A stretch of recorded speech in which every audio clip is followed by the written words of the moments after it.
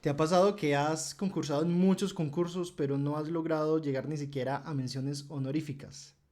Pues bueno, en este episodio vamos a ver algunos consejos para aumentar las probabilidades de que ganes algún certamen literario.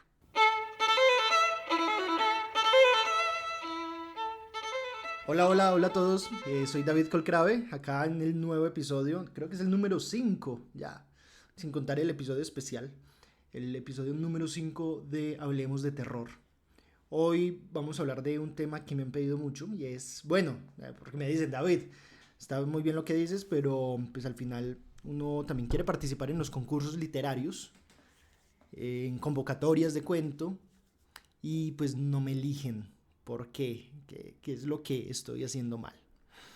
Pues bueno, realmente es un tema muy interesante, también complejísimo, porque no solo estamos hablando de los certámenes literarios, sino también de entender un poco cómo funciona todo el mundo editorial. En ese sentido, primero hay que entender que los certámenes literarios, los concursos, hablemos de los concursos, que son donde es más difícil uno quedar. Los concursos están conformados por, obviamente, jurados. Y eso es algo que nosotros tenemos que tener en cuenta, el factor subjetivo de los concursos. Y eso implica que, primero, cuando nosotros participamos de un concurso, no significa realmente que el mejor sea el que gane. Puede que sí, y la idea de los certámenes es que así funcione, pero también tenemos que tener en cuenta que son los jurados los que eligen.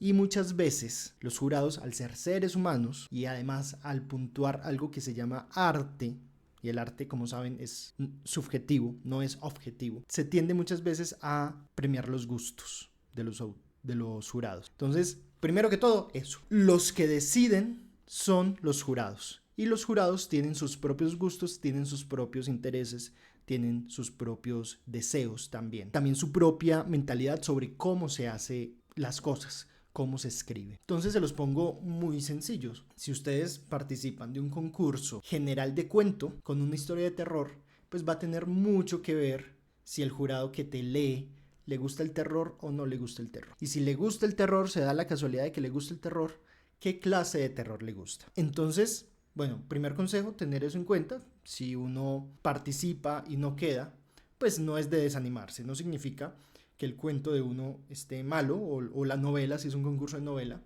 no significa que el trabajo que uno realiza no valga la pena, sino que hay muchos factores que hacen que la selección sea muy subjetiva. Punto número 1. Punto número 2. Ahora teniendo esto en cuenta, ¿cómo podemos lograr que aumenten nuestras probabilidades de éxito? Primero, y esto me parece lo más obvio, intentemos participar en concursos de la temática que nosotros estamos escribiendo. Primero, para evitar que nos toque un jurado que no le guste el género que nosotros escribimos. Segundo, porque también es más restrictivo y permite que sean jurados especializados o que ya estén predispuestos a leer lo que nosotros estamos escribiendo. Si escribimos terror, pues bueno, participamos de un concurso de cuento de terror, que los hay y los hay muchos, y los hay muy buenos. Está el de Bram Stoker, está el de Alas de Cuervo, está el del premio Nubis, está el de el Círculo Lovecraftiano y Horror. Hay muchos concursos de cuento, de terror, entonces también buscar ese nicho muy específico que sea el que uno escribe. Yo hablo de terror porque este es un podcast de terror, de literatura de terror, pero estos consejos sí sirven para cualquier escritor. Segundo, y esto me parece lo más importante, hay que enganchar al lector, o en este caso al jurado, desde el primer momento. Y se los digo por experiencia. A mí me han llegado muchos cuentos. Bueno, yo he sido jurado en muchos concursos literarios. Incluso fui jurado, y con esto como para que sirva de ejemplo, fui jurado en un pequeño concurso de cuento juvenil en mi ciudad Manizales. Manizales tiene alrededor de 500,000 habitantes, creo que un poco menos. Entonces era muy limitado, también muy limitado a la edad. Los jóvenes pues no escriben tanto como los adultos. Y aún así me llegaron 124 cuentos, que no eran todos los cuentos además. Era una parte de los cuentos. Me llegaron 124 cuentos que tenía que revisar. Ahora, si estamos hablando de un certamen más grande, por ejemplo, cuando fui jurado del concurso de cuento de terror de Alas de Cuervo, que me llegaron más de 600 cuentos, para mí solo.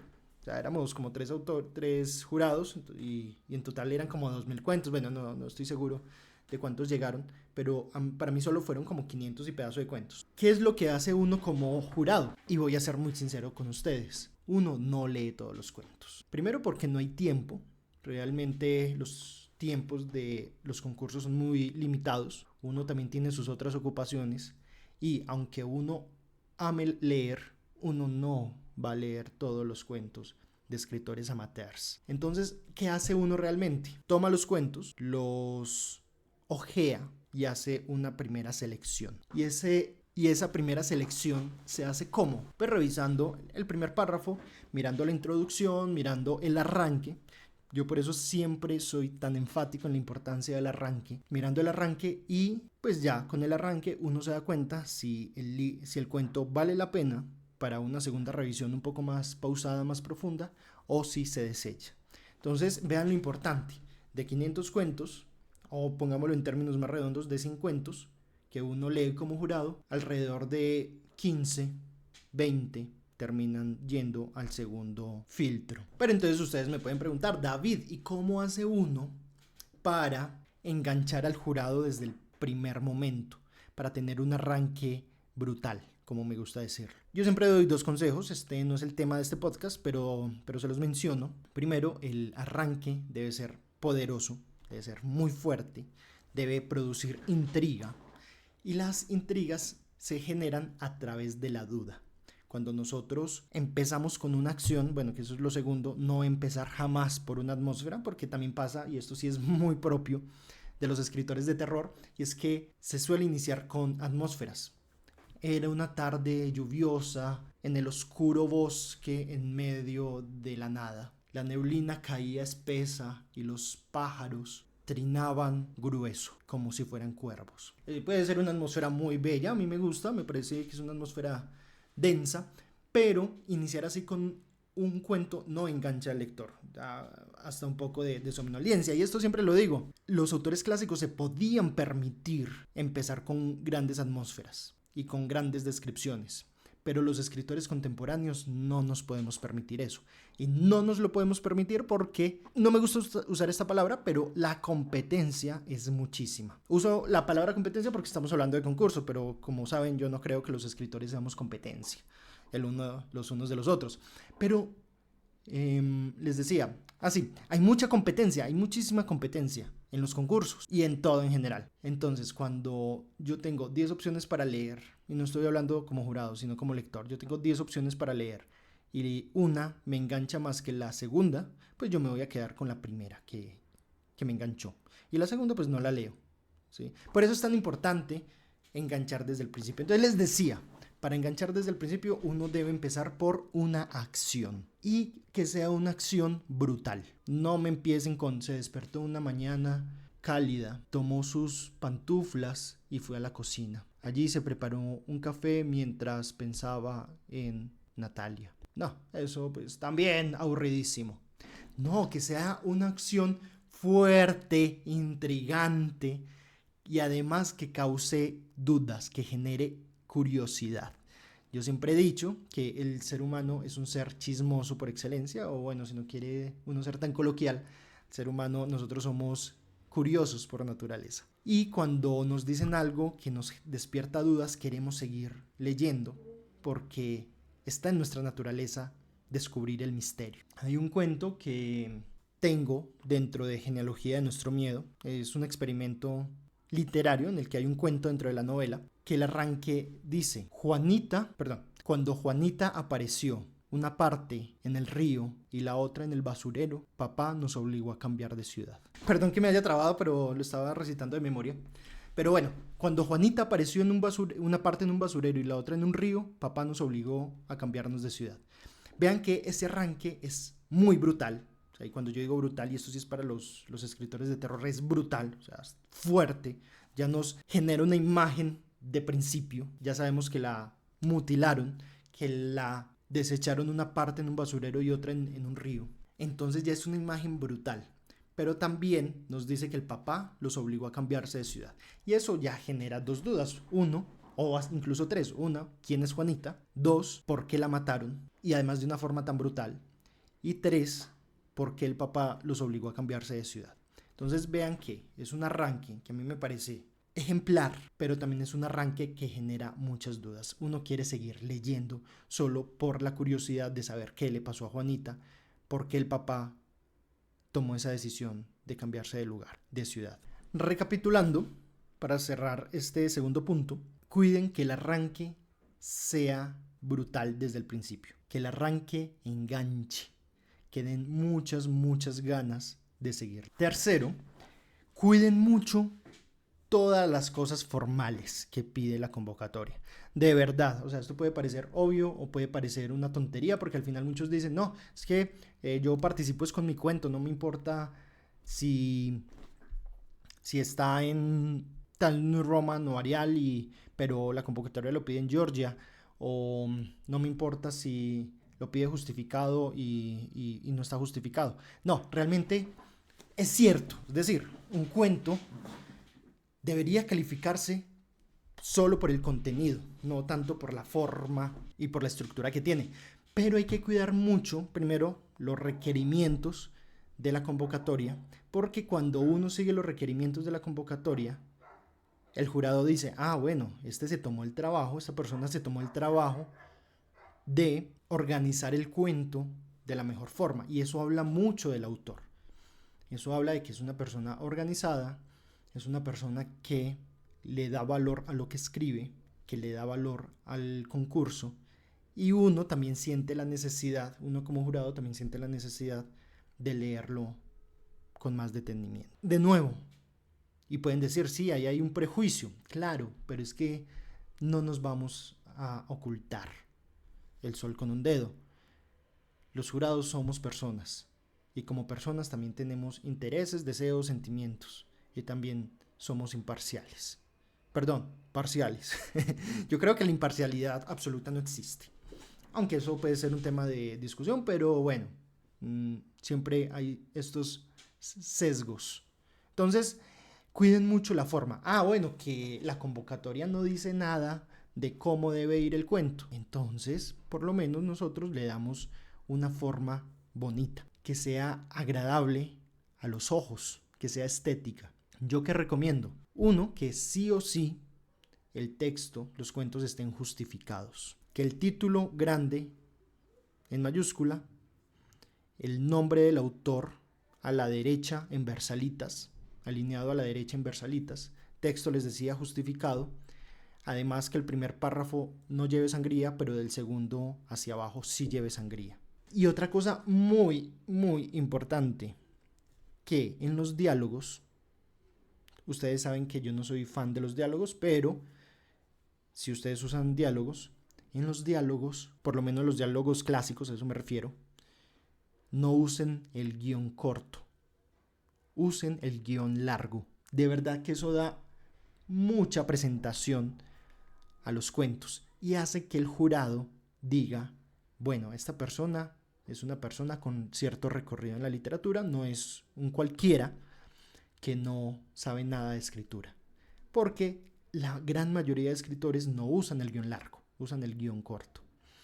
Si no saben cómo usar el guión largo, búsquenlo en Google, eso es fácil de encontrar, pero de verdad, usen el guión largo, eso le da una calidad estética a los cuentos como no se imagina. Esto es obvio, pero cuiden la ortografía. Y lo recalco porque últimamente he escuchado mucha gente que dice, no, es que eso es una excusa, al fin de cuentas. Es que Gabriel García Márquez tenía muy mala ortografía y vean que se ganó el premio Nobel de Literatura. Sí, es cierto, se lo ganó. Pero eso no sirve de excusa, eso no puede ser una excusa para decir, no, es que a mí no me importa la ortografía, porque al final la ortografía es un recurso, una herramienta del escritor y también tiene mucho que ver con cómo el jurado mira el texto.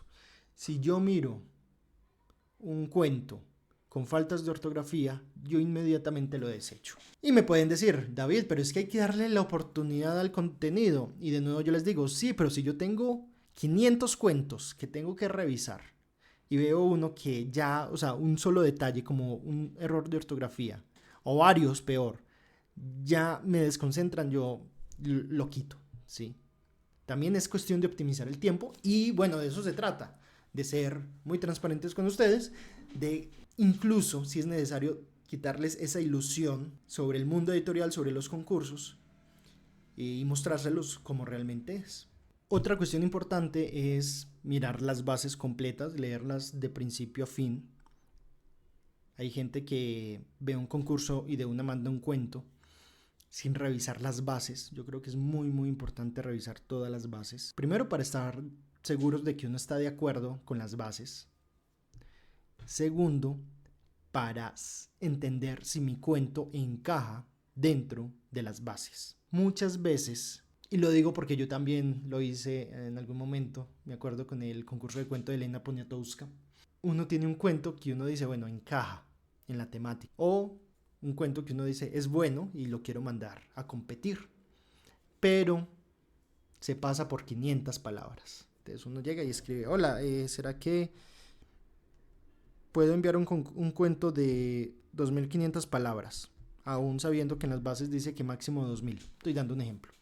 Y si te responden, lo cual me parece un milagro, porque realmente, sobre todo en los concursos, dice no se va a tener correspondencia con los participantes, pero si te responden te van a decir claro que no, o sea, realmente dice hasta 2000 palabras, hay que respetar las 2000 palabras. Y si no te responden, uno dice, bueno, lo voy a enviar por si acaso, pero no te lo van a recibir. O sea, ya un cuento que no cumpla con las bases, ya sea por número de palabras, ya sea por temática, ya sea por lo que sea, por nacionalidad, también pasa muchas veces, es inmediatamente descalificado. Es bueno, es malo, tiene las reglas formales en orden, pues no importa, simplemente no está cumpliendo las bases. Entonces tengan muy muy en cuenta las bases antes de enviar el cuento. Es fundamental. Últimos consejos que son obvios, pero está bien recordarlos. Cuiden la ortografía, ya lo mencioné, cuiden que su cuento pues valga la pena. Acá no les voy a enseñar en este episodio cómo hacer que un cuento valga la pena. Yo creo que para eso también es muchos de los capítulos de este podcast. Sigan estudiando. Realmente, y esto lo mencionaba, bueno, el próximo episodio no voy a ver, en este momento no estoy en mi ciudad, estoy de viaje. Este capítulo de hecho es pregrabado. En el episodio anterior, que también fue pregrabado, bueno, en una entrevista que tuve con Silvia Rivera, que ella, pues bueno, se dedica a esto de entrevistar a escritores y todo esto, hablábamos del ego de los escritores. Que si no han escuchado ese episodio, escúchenlo. Hablamos un poco sobre mi novela Genealogía de Nuestro Miedo, pero como excusa para abordar temas muy muy interesantes del círculo de escritores de terror. Bueno, y entre esos temas que hablábamos del ego, es que los escritores, bueno, esto pasa con los artistas en general, pero los escritores solemos, y me voy a incluir ahí porque pues también hay que reconocerlo, solemos tener mucho ego y creer que lo que nosotros escribimos es lo mejor y que merece todo el reconocimiento, merece ser el ganador de todos los concursos. Entonces eso hace que uno entre como en una burbujita y no quiera seguir estudiando, no quiera seguir mejorando su escritura, porque pues uno cree que ya está arriba en lo máximo. Y pues bueno, realmente no ocurre así. Uno tiene que seguir estudiando siempre uno se tiene que entender perfectible. Es decir, uno no es perfecto, pero puede perfeccionarse y seguir estudiando, que es lo que yo siempre digo. En parte este podcast es para ayudar a esto, a las personas que quieran estudiar, mejorar su escritura de terror. También me sirve a mí porque no hay mejor forma de aprender que enseñando, pero se trata de eso, siempre estar buscando retroalimentación de lo que uno escribe, opiniones sobre cómo escribir, leer mucho, escribir, reescribir, ensayar. Bueno, entrar a talleres también me parece muy importante, pero es seguir estudiando. Si no ganaste un concurso, no te desanimes, sigue mejorando, envíale tu cuento a personas críticas, esto ya se los dije en 5 hábitos para escritores de terror. Rodéate de personas críticas que lean tus historias y te hagan una retroalimentación dura, pero con el fin de mejorar. No una retroalimentación que no sirva para nada, porque muchas veces pasa, no me gustó, no, es una porquería tu cuento. No, eso no se trata. Es, bueno, tiene estos problemas, creo que aquí hace falta esto, aquí sobró esto, etcétera. Y ya con esos puntos críticos encontrados, ya uno trabaja sobre ellos para mejorarlos, y al mejorarlos ahí es donde uno aprende. Entonces, último consejo, siempre sigue buscando mejorar, con humildad además. De nuevo, el escritor tiene un ego muy alto, pero uno tiene que ser humilde y decir, todavía tengo mucho que aprender, todavía me falta mucho, y incluso si tú ganaste un concurso, no por eso se te puede subir todo a la cabeza. Sigue aprendiendo, sigue mejorando y vuélvelo a intentar. Que al final, si bien esto es muy subjetivo, lo que les decía de que los jurados al final somos seres humanos, lo que buscamos al final es premiar al mejor cuento, a pesar de todos estos inconvenientes subjetivos que ya les mencioné. Entonces, para terminar y para concluir, cuida muchísimo tu historia. Eso es fundamental. El arranque debe ser cautivador desde el principio. Eso por lo menos te va a asegurar que te lean, que pases ese primer filtro. Entonces, al pasar el primer filtro ya puedes demostrar en el segundo filtro que sí, que tu cuento vale mucho la pena. Cuida todo lo formal, que se ciña a las bases, y procura que sea estéticamente agradable a la vista. Con estos consejos, creo yo, aumentas muchísimo la probabilidad de que ganes un concurso literario, o por lo menos que estés en las menciones honoríficas. No te va a asegurar que ganes, realmente. Esto de ganar un concurso es complejísimo, pero va a aumentar las probabilidades de que lo hagas. Bueno, muchas gracias por escuchar este capítulo. Les cuento, por favor no se vayan, les cuento así rápido, que en este momento estoy de viaje, les decía. Bueno, esto está pregrabado, de hecho lo estoy grabando, les cuento, el 29 de octubre, hoy viajo, en un par de horas viajo, 29 de octubre, voy a subir para la próxima semana un episodio especial que grabé con Estefanía Rodríguez, en el que hablamos de literatura de terror latinoamericana en general. Que este podcast, ese capítulo lo grabamos para su podcast. Yo lo voy a regrabar acá para tener material para la próxima semana. De ahí voy a regresar a Colombia el 12 de octubre, entonces hasta el 12 de diciembre, entonces hasta el 17 de diciembre no van a haber capítulos, para que por favor me disculpen un montón. Pero voy a aprovechar para que en este capítulo voy a poner una encuesta sobre qué es lo que quieren que sigamos hablando, algunas opciones, y si tienen otra opción, por favor déjenmela en los comentarios. Rápidamente, si están en Guadalajara, el 7 de diciembre voy a estar en el stand M19 en la Feria del Libro de Guadalajara como a las 3 o 4 de la tarde, en una firma de libros. Ahí también van a conseguir mi última novela, Genealogía de Nuestro Miedo. Si están en Colombia, pues yo creo que ya la pueden conseguir en Panamericana o en librerías, o por internet también se consigue. Si están fuera de Colombia, mi libro de cuentos de terror más clásico se consigue casi en todas partes, El demonio de la perversidad, para que, pues bueno, también se atrevan a leer al anfitrión de este podcast. Bueno, con eso los dejo, los quiero mucho y nos vemos el 17, o nos escuchamos más bien el 17 de diciembre. O nos vemos si ustedes pues me ven en YouTube, que si no sabían, esto también se sube a YouTube. Bueno, nos vemos, chao.